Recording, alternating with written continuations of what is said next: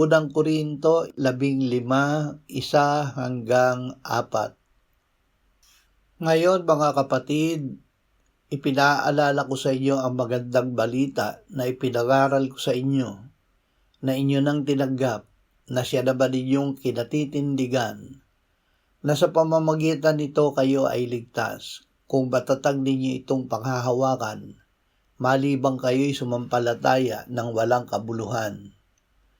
Sapagkat ibinigay ko sa inyo una sa lahat ang akin ding tinanggap, na si Kristo ay namatay para sa ating mga kasalanan ayon sa mga kasulatan, at siya'y inilibing at muling binuhay ng ikatlong araw ayon sa mga kasulatan.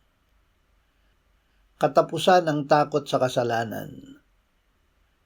Si Kristo ay namatay para sa ating mga kasalanan. Ang hatol ng Diyos laban sa kasalanan ay pinalitan na ng kanyang kapatawaran. Binayaran na ni Kristo ang ating utang. Pinapatunayan ng paglilibing kay Kristo na ang ating lumang pagkatao at ang kapangyarihan ng kamatayan ay tunay na nailibing na kasama niya. Si Kristo ay muling nabuhay ng ikatlong araw.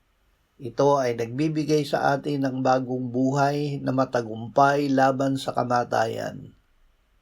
Dahil si Kristo ay buhay at ngayon ay nananahan sa atin, tayo ay may buhay na walang hanggan. Ang kamatayan ay wala ng kapangyarihan sa atin.